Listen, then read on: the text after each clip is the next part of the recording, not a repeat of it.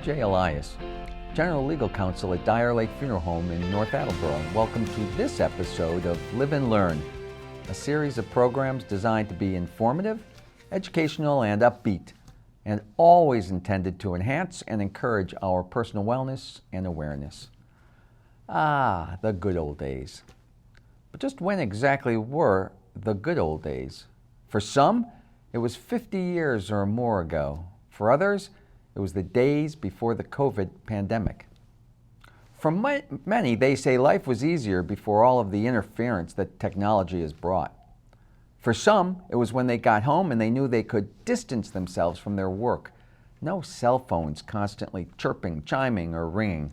No never-ending streams of texts or emails at all hours of the day, every day of the week. We've all heard it or said it. When I was younger, followed by a list of the ways things have changed for the worse in those intervening years. While those tales of walking 10 miles uphill both ways in the snow may be a little stale, there is little denying that life has changed in some seriously significant ways over the last 50 years, let alone the last 25 years. Things seem to move more quickly than they used to, and we seem to be tied to everyone and everything, no matter how close or far away. And we learn of events happening anywhere in the world in a split second. We get live streaming news on our TVs, our phones, even on our watches. But for many of us, we can remember when we got our news at most twice a day, when we read the daily newspaper and when we watched the 6 o'clock nightly news. With the advent of cable television in the 1980s came what became known as the 24-hour news cycle, when news networks and news stations raced to be the first on the air with a story, even it was unfolding. The problem was and is that those newsrooms didn't have much time to prepare content, vet, and check it for accuracy or edit the stories before airing. We see a significantly diminished level of viewer trust and confidence in news stations and news networks. In fact, according to one published Gallup poll in 2021, only 7% of U.S. adults said they had a, quote, great deal of trust and confidence in newspapers, television, or radio news reporting. And just shy of a third of those surveyed said they had, quote, not very much trust and confidence, while more than a third said they had none at all. But then, well, contrast that lowly 7% of those surveyed in 2021 who said they had a great deal of trust and confidence in the news media with a similar survey taken between 1972 and 1976, when not 7%, but 70% of Americans expressed considerable trust and confidence in the media of news. At about that same time, a national research survey undertaken in 1972 reported that CBS News anchor Walter Cronkite was the, quote, most trusted man in America, more trusted than anyone else in public life. You won't find that today. And then, when it was time to connect with one another, well, then we had our trusted home phones, usually tethered to a kitchen wall or sitting on a bedside table. We refer to them as landlines now. Now? Well, it seems that only about 25% of American households even have a landline. And of that percentage, just 2% use their landline only and don't even have a cell phone. The largest group of holdarts are those age 65 and older. It seems that's the only group for which households with landlines outnumber wireless-only households. And in the early days of the telephone, well into the 20th century though, people couldn't even call directly. They needed an intermediary, a telephone operator, to manually relay their call on a central switchboard connected to subscribers' wires. And who were those operators? In the early 1900s, local phone companies began to recruit young women, often going house to house, trying to persuade parents that being a telephone operator was a most respectable job for young women. And by 1930, there were about 235,000 telephone operators across the country. Compare that to 2021, when the Bureau of Labor Statistics reported that a total of just about 5,000 workers classified as telephone or switchboard operators, including receptionists as well, worked in the United States. And then, when you dialed the phone, you were really using a dial, at least until the advent of the first push-button telephone introduced in 1963, featuring something called touch-tone dialing. And then there was something called a party line. Phone companies first started using party lines in the 1800s, and by the mid-20th century, they were used across the country in populated and rural areas alike. For one thing, shared telephone lines were offered at a considerable discounted cost. Each home often had a unique ring to signify which home should pick up the receiver, whether it was, let's say, 2 quick bursts of the phone bells or a long single ring for another user. And it wasn't uncommon for party lines to have 4, 6, or even more houses on the same line, each with their own distinct ring. But sharing a busy phone line with other families presented a host of problems. Before we each had our own mobile cell phone, it wasn't uncommon for fights over phone usage to erupt, even in the same household. Multiply that by multiple families, some who weren't even known and others who were not in the community, and you can imagine how things developed. Prolific talkers could keep the phone lines in constant use, preventing others from using the phone lines. And so legislatures and local officials were forced to pass laws that made it mandatory for people to hang up if someone else got on the phone and said they had an emergency. But even then, not everyone complied. And then there's the obvious problem. Everyone who shared the phone line had the ability to listen in to other calls. Great fodder for neighborhood gossip and cheap entertainment. There's no mistaking the fact that phones have changed drastically over the years. Not only do we carry our phones in our pockets, we can wear them on our wrists and plug them into our ears. The Dick Tracy comic series debuted in the 1930s.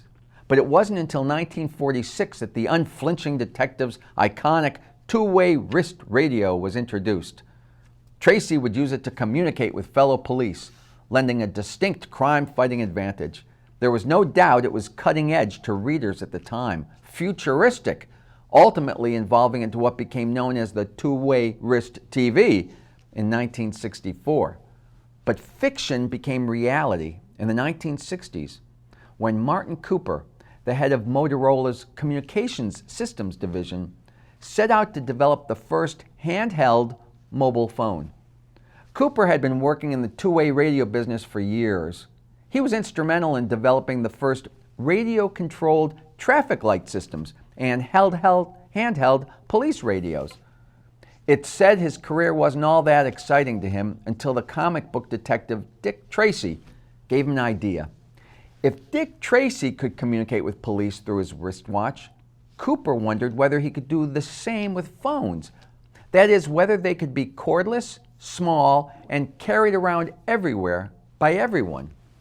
And so he convinced Motorola, at the time a relatively small telecommunications company, to support his idea. And within 3 short months, he and a team of engineers had created a phone. Up until then, the only portable phones that existed, for the general public at least, were in people's cars. And so the Brick, as the first cell phone was called, weighed about 2.5 pounds, was about 10 inches high, 1.5 inches wide, and 3 inches deep. And on April 3, 1973, Cooper made the first ever cell phone call on the streets of Manhattan using the Brick when he called his counterpart and competitor, Joel Engel, at Bell Labs. And speaking of phones, and then, for at least a century, a payphone was as crucial as a mailbox. And while coin-operated public telephones first cost 5 cents, then rising to a dime and a quarter, 35 cents, and even 50 cents, now, in most U.S. cities, a working payphone, well, it's a rare sight. In New York City, for example, last year they took its very last public payphone off the street and they put it in a museum. That's not to say they're totally gone. Some private party phones can still be found, but consider this. In 1995, the number of payphones in the U.S. peaked at 2.6 million. And if you think about what brought about the demise of the payphone, you may be partially right. The fact that so many people have cell phones. But the answer also requires a brief primer on constitutional law. Here we go. Charles Katz. He made his money from basketball. College basketball betting to be exact. In the mid-1960s, he was considered to be the preeminent college basketball handicapper in the country, a bookie. In 1965, Katz regularly used a public telephone booth near his apartment on Sunset Boulevard in Los Angeles to communicate his gambling handicaps to bookmakers in Boston and Miami. Ultimately, the FBI collaborated with the phone company to wiretap Katz's conversations, and they used those wiretaps as evidence for his arrest for the illegal transmission by telephone of wagering information. Well, Katz argued this was an unlawful invasion of his privacy, and in the 1967 case in the United States Supreme Court, Katz versus United States, the Supreme Court ruled in his favor, declaring that the Fourth Amendment to the Constitution protects people, not places, like a phone booth. The court found that someone conducting business in a phone booth should have a reasonable expectation of privacy.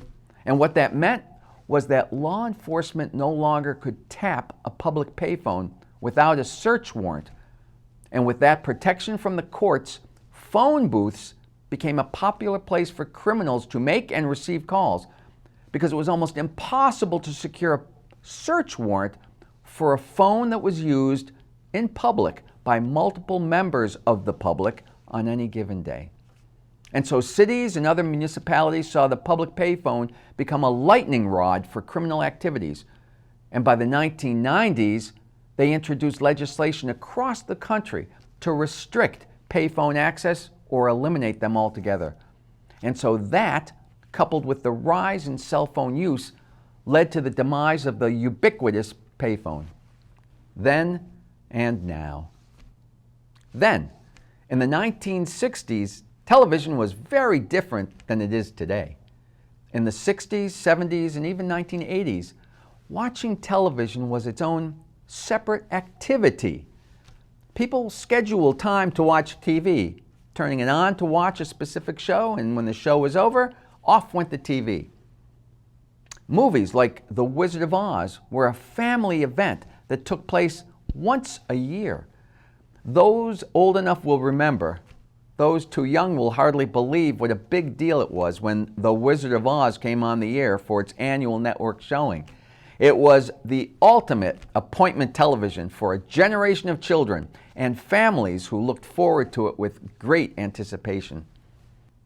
Now, television is an integral part of our daily life, often switched on continuously, even if nobody's actually in the room watching it. And you'd be hard-pressed to go anywhere without seeing a TV playing. Dozens of them set to different channels on the walls of restaurants and bars, department stores, offices, hotel lobbies, buses, trains, planes. We walk through our homes and we glance at it while doing something else, and they often serve as little more than a background image or a soundtrack. Sometimes we don't even look over at them. Then, in 1962, America was introduced to an animated TV sitcom about a shiny future world of flying cars, sky-high cities, spaceships. It was a world of the Jetsons, and it included husband and wife George and Jane Jetson, their kids, Judy and Elroy, their dog Astro, and the family's robotic housekeeper, Rosie. Set in the year 2062, 100 years in the future, The Jetsons was a show that presented a fascinating, if not far-fetched, ideal of the American family living in the future. offering a vision of a world filled with advanced technology. So how far-fetched was it?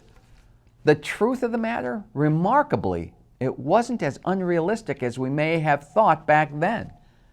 Many of the show's predictions about video calls, robotics, smart homes, wearable technology, aerial transportation demonstrate the remarkable foresight of its creators.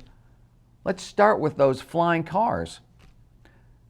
Interestingly, the Federal Aviation Administration, the FAA, recently certified for testing a vehicle that a California startup company has described as a flying car, the first fully electric vehicle that can both fly and travel on roads, to receive U.S. government approval. Aleph Automotive says its vehicle/aircraft, which they call the Model A, is the first flying vehicle that is drivable on public roads and able to park like a normal car. It also has a vertical takeoff and landing capabilities, and apparently will be able to carry 1 or 2 occupants with a road range of 200 miles and a flying range of 110 miles. The company expects to sell the vehicle for $300,000 each. First delivery projected for the end of 2025. But here's a look back at how the Jetsons accurately predicted some other aspects of our modern world, like the flying car. Beginning with one of the most striking examples of how the show predicted the future: the use of video calls and conferencing. The cartoon characters often communicate through video screens, much like the video calling platforms we know as Zoom or Skype or FaceTime. And in one episode, the show featured its own version of a smartwatch used by one of Elroy Jetson's classmates to watch the billionth rerun of the Flintstones during school class one day. And there it was, the very first episode of the Jetsons, a flat screen TV, at a time when people were watching the Jetsons on a television set exactly the opposite. Bulky pieces of furniture with tiny screens. Switching gears a bit, then and now, some people continue to prefer to use cash or write a check when making payments. Maybe because of their physical and tangible nature, helping to confirm that a transaction has actually taken place. They can see and feel what they're doing. But digital payments are fast becoming the norm these days. Just walk into the self-checkout lane at a CVS or a Stop and Shop or Target, and you're bound to see signs that read, "No cash." Now, well, several studies indicate that roughly 1/3 of Americans don't carry any amount of cash, while more than 75% of those surveyed keep less than $50 in their wallets. And about half of those who do carry less than $20 in cash, thanks to credit cards, debit cards, and mobile banking apps. You can buy pretty much anything now without cash. And it's not only because of technology. It seems that COVID-19 hastened the cashless trend by inspiring fears that the virus might spread on currency, even creating a national coin shortage. Now, credit cards are such a universal part of our daily financial life, it's hard to imagine a time before they existed.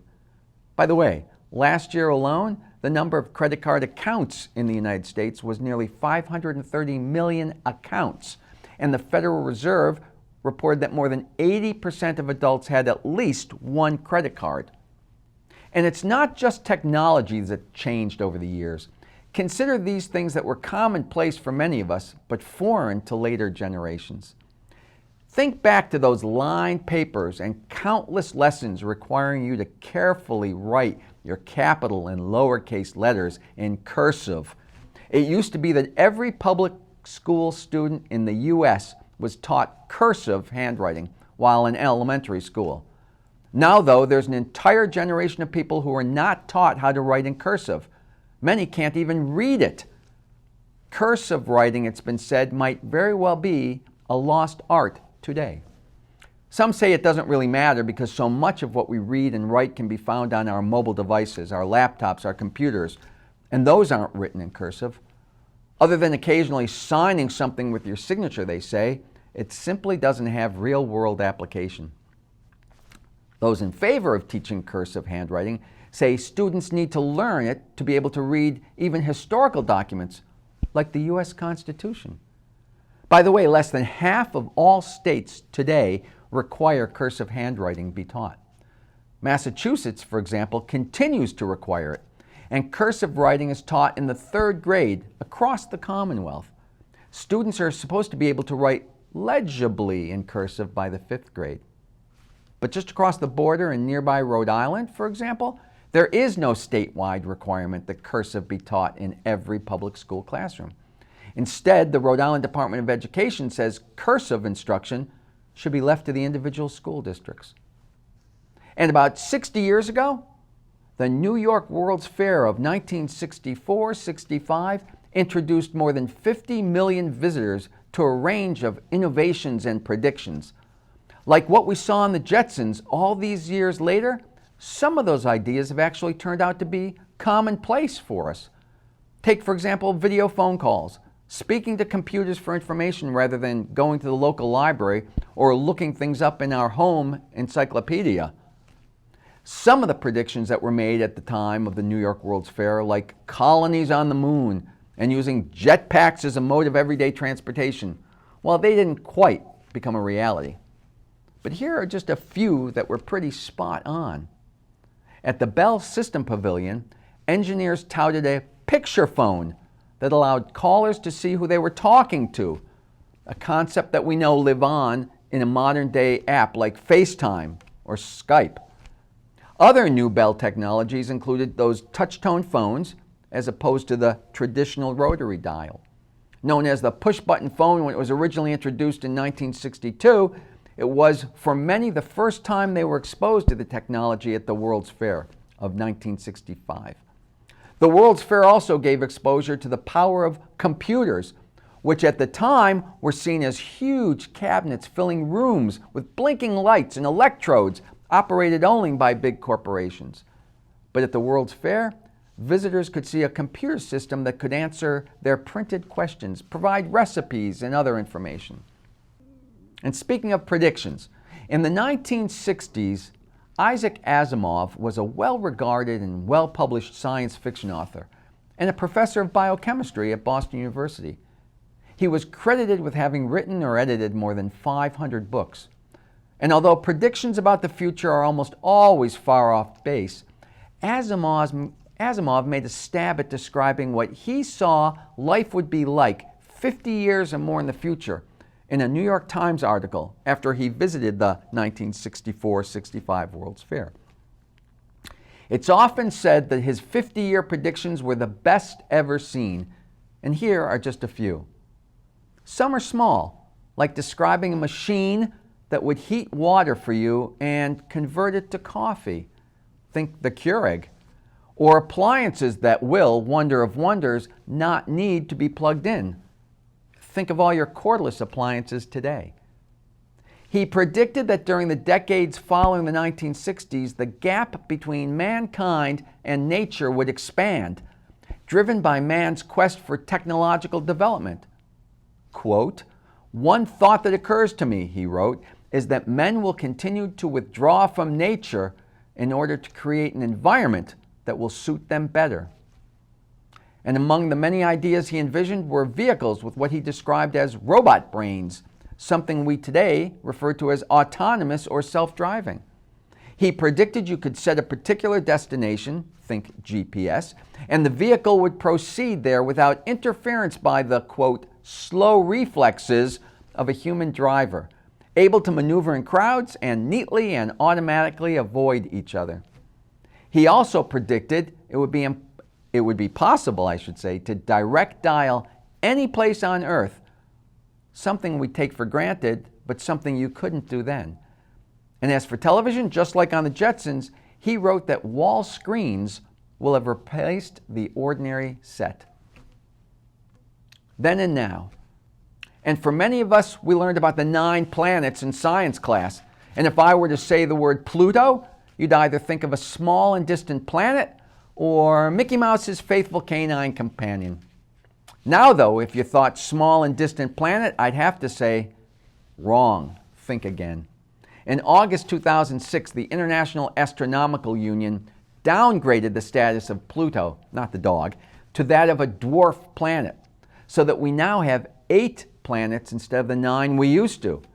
It seems that that distant planet didn't meet the requirement of clearing the neighborhood around its orbit, meaning that in all the billions of years it has occupied its place in space, there are no other bodies of comparable size to Pluto other than its own satellite, or under its gravitational influence in the vicinity in space. And some say that the joy of shopping just isn't what it used to be 50 years ago, when getting new clothes or groceries meant making a trip to a store. Then, shoppers were excited about department stores that could provide lifestyle advice, personalized shopping experiences. Retail stores, including grocery stores and drugstores, though, were closed after 5 p.m. They were closed on Saturdays, Sundays, holidays. And then, people got dressed up to go shopping, and for women, it often meant white gloves and hats. Now, we've come to expect to be able to sit in the comfort of our home any hour of the day, any day of the week, to buy pretty much anything we want, and pretty much have it delivered within a day or two. It's not so much that shopping as it is selecting and purchasing has become a way of life. And not only can we buy it all online, we can also sell it all. And studies tell us that more than 75% of us use mobile devices to research and purchase products. And more than 50% of consumers say the reason they do so is so that they can shop anytime they want to. And one last thought about shopping, by the way. When someone says they'll ring up a sale, it comes from the sound of the earliest cash registers. Then, in 1878, James Ritty was a 42-year-old saloon keeper from Dayton, Ohio, and he brooded so much over the daily trials and tribulations of running his business that he suffered a breakdown, decided to take a steamboat vacation to Europe. And although his business seemingly flourished, he consistently lost money, but he knew the reason why. Just as with every other retail business of the day that handled cash as they did, the only receptacle for receipts was a cash drawer. The problem was that those cash drawers could be easily opened, and barmen were able to hold on to as much cash as they wanted.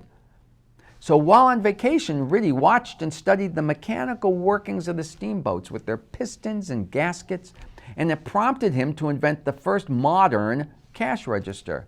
He named it the Incorruptible Cashier, and each time a sale was completed, a bell was sounded, leading to the phrase, ringing it up, still frequently used today.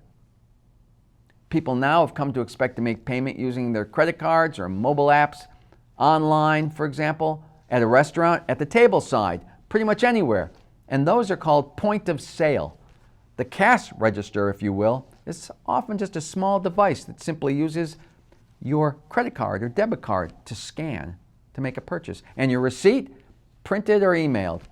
I can tell you, you won't be hearing any ringing from the cash register. I'm Jay Elias. Thank you for watching this episode of Live and Learn. I hope you enjoyed this, and I look forward to your joining me again for another program designed to enhance and encourage your personal wellness and awareness. Until then, remember, it's never too late to learn. And as the late poet Maya Angelou once wrote, I did then what I knew how to do. Now that I know better, I do better.